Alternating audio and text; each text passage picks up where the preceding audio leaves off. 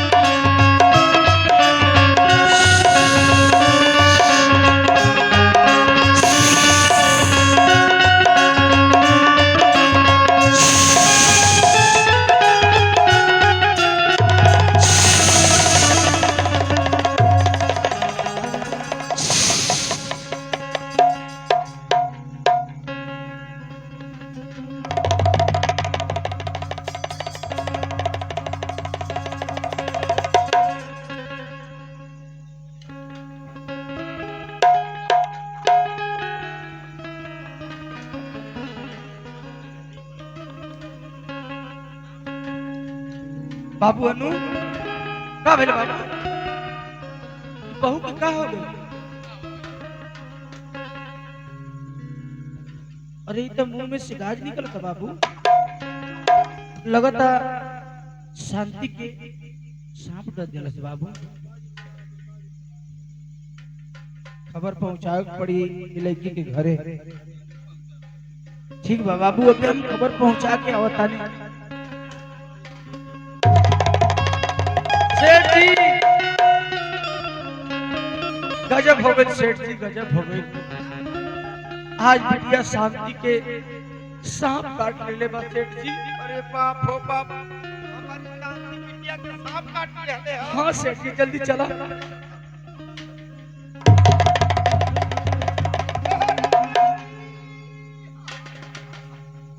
शांति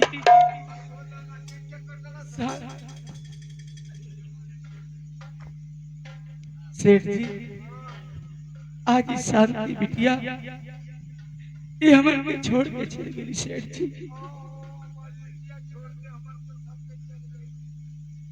एक काम करा सेठ जी, केरा का पेड़ काट के लिया जा। हाँ सेठ जी, आज लड़की का अंतिम दाह संस्कार कर जा। सेठ जी हम जाता नहीं,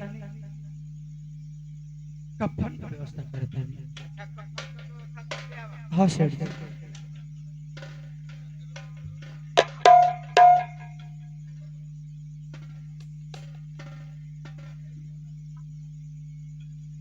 का हो बाबू? अरे बाप हो बाप, कफन ओढ़ावा।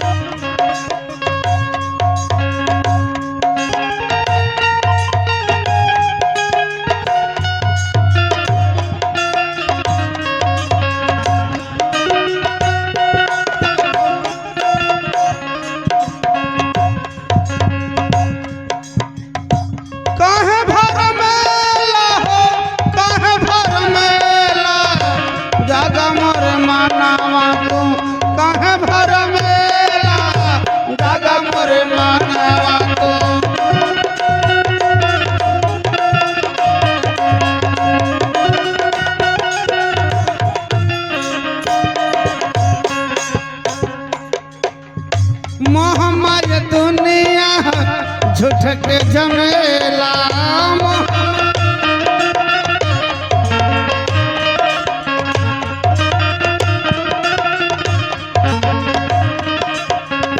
झूठ के झमेला भैया, झूठ के झमेला।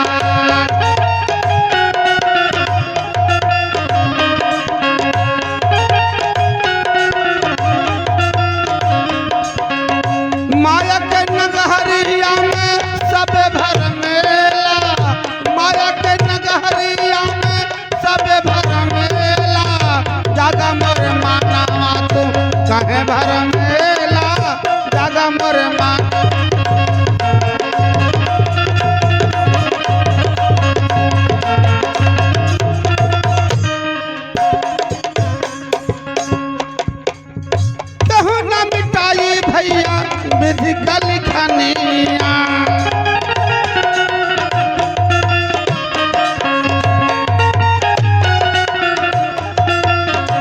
विधि का लिखनिया भैया विधि का लिखनिया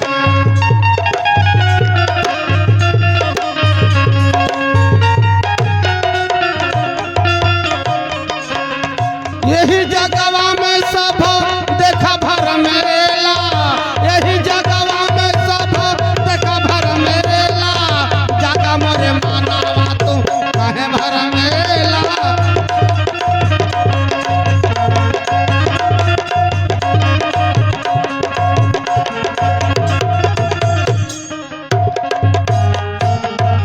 है बाबा है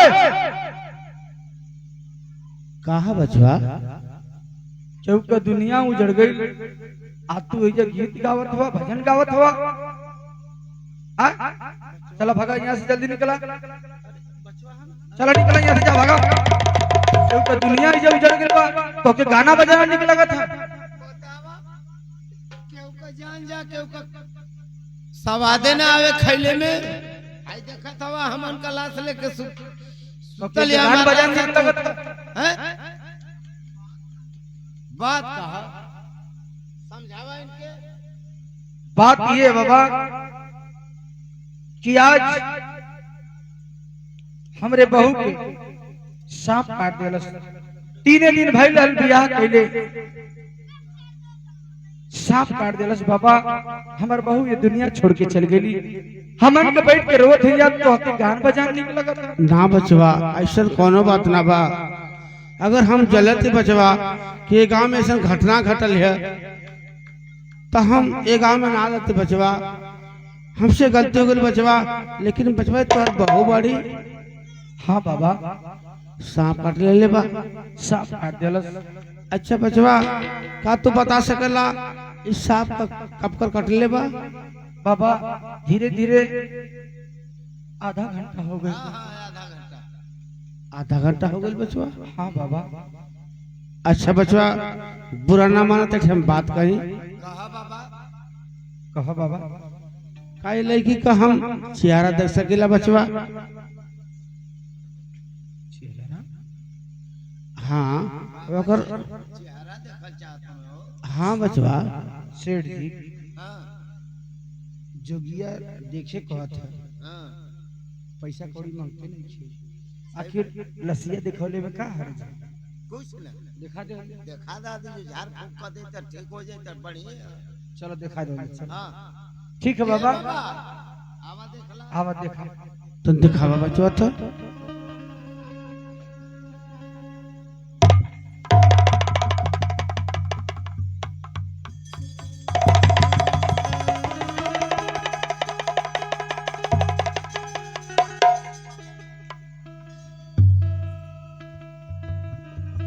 क्या बात है बाबा बचवा क्या बात है बाबा तो से बात नहीं बचवा कहा बाबा ये जौन लड़की के तो मरल देखा था हाँ बाबा ये लड़की के मस्तक में प्राण हाँ बचवा कहा बाबा हमार विश्वास माना बचवा ये लड़की के मस्तक में प्राण हाँ बचवा कई लड़की अभी जिंदा बा हाँ बचवा सांप का काटल बचवा 24 घंटा आदमी जीवित रहेला 24 घंटा अब तो आधे घंटा भला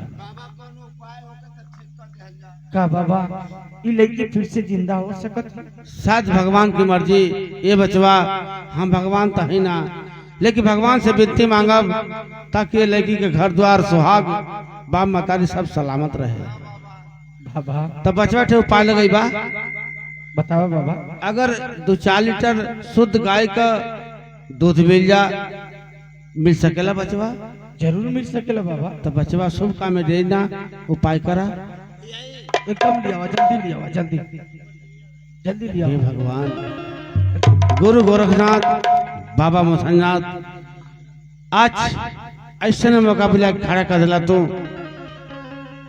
एक कार के सफल कर दिया प्रभु बाबा ये कार- दूध आ गए बाबा अरे बड़ा जल्दी लिया दिला बचवा हाँ बाबा सबसे हाथ जोड़ लिए विनती कैली है ऐसन ऐसन बात किया अच्छा आज आए अपनी गैयन के भैंसियन के दूध के दे दिया लो अरे शुद्ध गाय का चाहिए भैंस का नहीं। शुद्ध गाय का बाबा। गाय? ठीक है बचवा, तो आप लोग बैठा तनी। बचवा तनसा लसिया के तनी हेयर करा कोरे। हाँ तने कोरे करा बचवा। हाई के बचवा जिनके पजरा बैठल बा। बाबा ए बाबा ये लड़की का पति हम।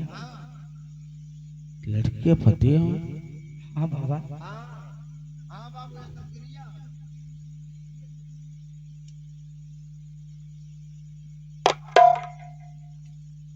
ठीक बा बचवा, अब तो लो तन बैठा। ठीक है बाबा। हाँ तन हम क्यों वहां बैठे था?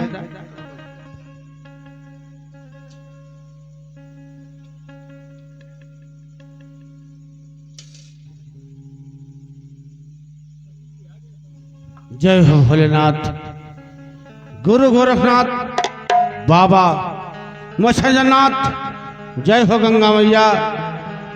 ये माई तो लाल का पहला परीक्षा बा, सफल करिया माई। तो लगाओ तो भैया।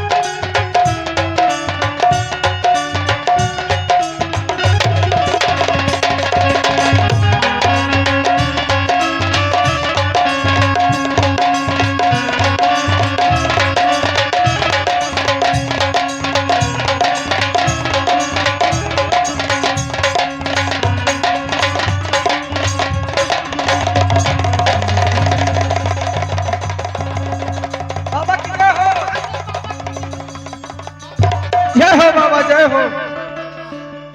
तू आज ना लाता तो हमारे लड़की का जानना ये तो बहुत चमत्कार हो गई। अरे बाबा पाव लगत नहीं।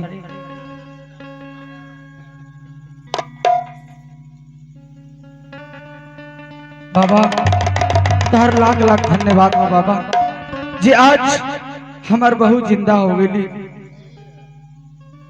ए बचवा जौले भगवान के लिखनी ना हुई तले केहू की केहू मिटा ना सकेला।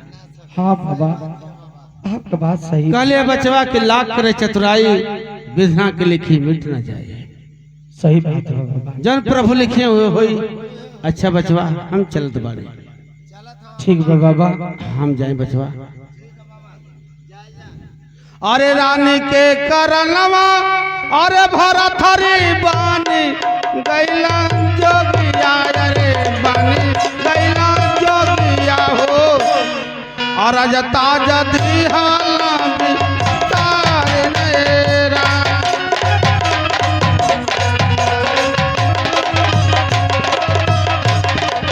अरे पहली माई मारी हो गई, दूसरी माई आई।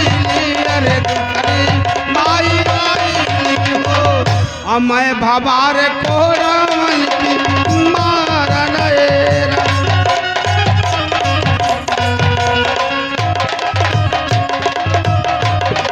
अरे रहली बहनिया हो एकठे छूट ली जंगला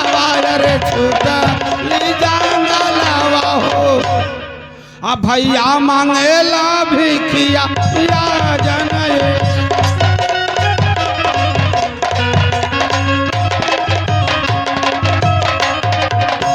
अरे कौने करनवा ए बाबा जोगवारा मावाना रे जोगवारा मावाना हो कौने हो करनवा भिखिया मांगला हो राम।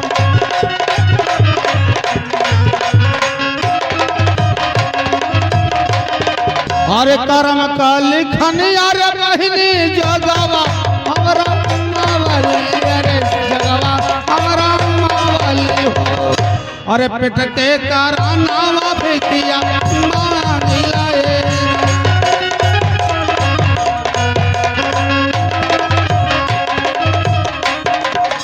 अरे के तो के मरला ए बाबा के गरिया वाला रे के गरिया वाला हो के हो तिरिया बनवा मार लहोरा।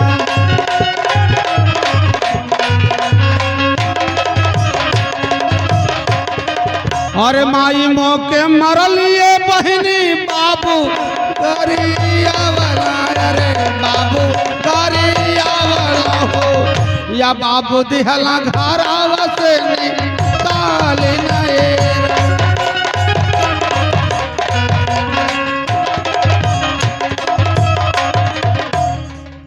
अरे कहाँ बाटे घरवा ये बाबा कहाँ वा दुआरा रे कहाँ दुआरा हो का बाटे नमवा अब तो हार न हो राम।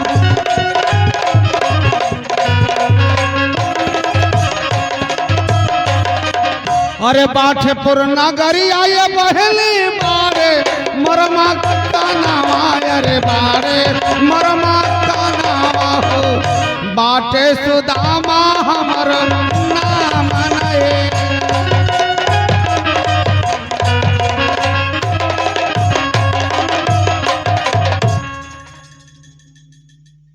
तो बाबा काहे पैसा ताड़ू का बात बतावा। हाँ बेटे बाबा एक बार और ये भजनिया के गावा बाबा एक बार और। अरे एक बार और गाई। हाँ बाबा तो सुने बहनी। अरे रानी के करलवा भरत रे बानी गैला जोगिया रे बहनी बानी गैला जोगिया रे। और अज ताजा दिहाला तारे नएरा।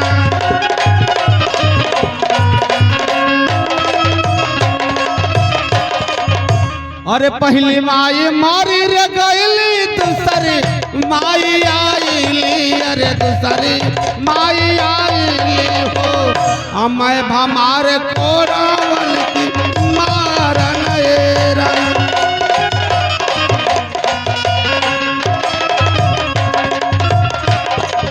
अरे रहली बहनिया हो एक ठे छूटा रे बहनी छूटा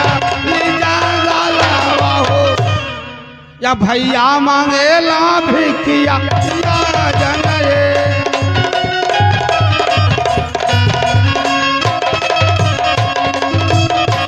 रुक जा बाबा रुक जा। तोहर कहीं नाम तो सुदामा नान बाटे बाबा। हाँ बहनी हमारा सुदामा लेके तू इतना हैरान से कहीं पूछत बाड़ो का बात बा बहनी। हमारा सुदामा बहनी तोहर नाम सुदामा बा बाबा। अब सही में तोहर नाम सुदामा बा। अरे हाँ बहनी हमारा सुदामा तोहर नाम सुदामा बा। तू रोत कहीं बहनी। तोहर नाम सुदामा बा। हाँ बहनी सुदामा भैया।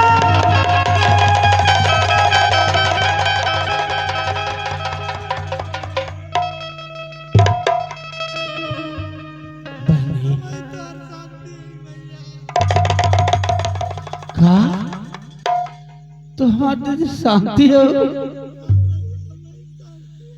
का तो कहा तो हमारे बहन शांति हो तो हमारे बहन शांति हो। दीदी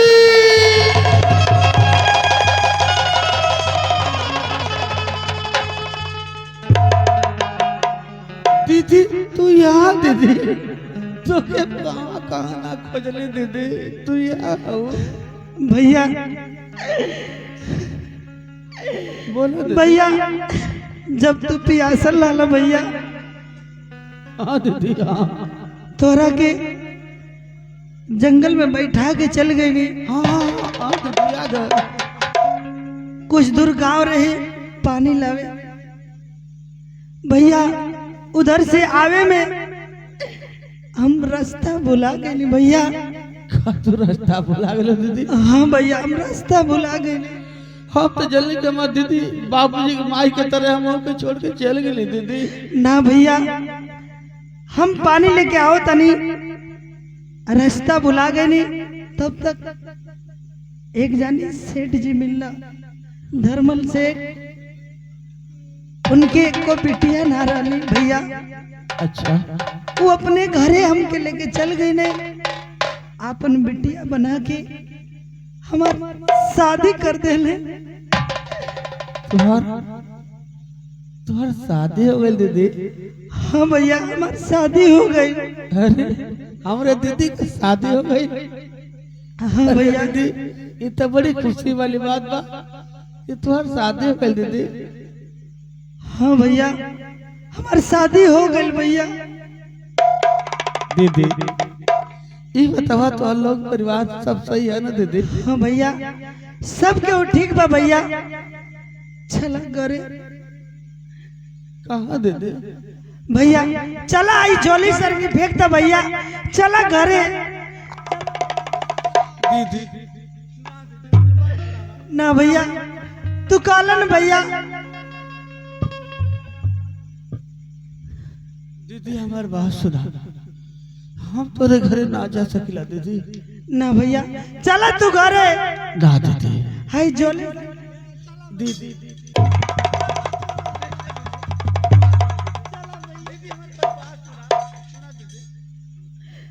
तुहार सुदामा तोहरे बात कबो टल्ले हो दीदी? ना टल्ले हो? ना भैया आज टालत हो काहे दीदी जानत हो? ना भैया चला हमारे घर के लोग बहुत पैसा वाला बाड़ा लोग बहुत बड़का लोग बाड़ा लोग। चला चला इस सब ना दीदी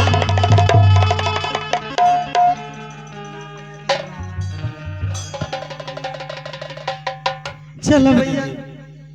तुहार जिंदगी भर सुदामा तुहार बात मनला काहे तू सुदामा के बात ना मान सकलो दीदी? ये दीदी जानत हो? अरे गुरु से करार रे कैली दीदिया यही ना नारिया रे दीदिया यही मालिया हो। अरे गुरु का भजनिया हम हो करबेरा।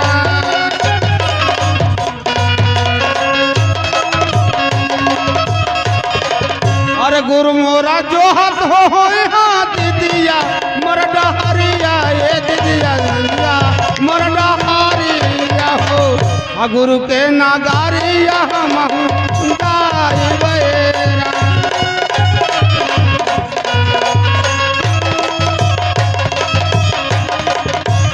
दीदी हाँ भैया हम गुरु से करार कर गल बाड़ी हमको सेवा करब आ जो हमार जोग पूरा ना हो जाए। ये दीदी भाई बहन के नाता तो जिंदगी भर की है। ये दीदी तो हम वादा करते हैं कि जो तो सुदामा जी कौनो कोना में रही रक्षा बंधन के दिने तो उससे मिले जरूर है दीदी। हाँ भैया आज राखी के त्योहार बा भैया। राखी का त्योहार है दीदी? हाँ भैया। अरे हम तो भुला गए कि राखी का त्योहार है। ना भैया आज राखी के त्योहार बा। तो का दीदी आज राखी का त्योहार है तो अपने भाई कलाई में राखी ना बनब? कहे ना भैया हम जरूर बानब भैया कलाई में राखी जरूर बानब। तो लेवा दीदी तो राखी बांधा। हाँ भैया लेके वाह रे भगवान हम तो कभी सोचबे ना कैली कि हमारे दीदी ये मोड़ पर मिल जाइए। वाह रे प्रभु तो लीला अपरंपार है। दीदी से मिलवा देला बड़ी खुशी भइल। अब दीदी से मिलने के बाद हम अपने घरे जाए देखते हमारे बाबूजी और माई कौन हालत में बाड़ा चल बने पहले दिल से राखे बनवा ले चल कैसे भैया अरे हे माटी के ढेला अरे हे माटी के ढेला अजब तुहर खेला अरे हे माटी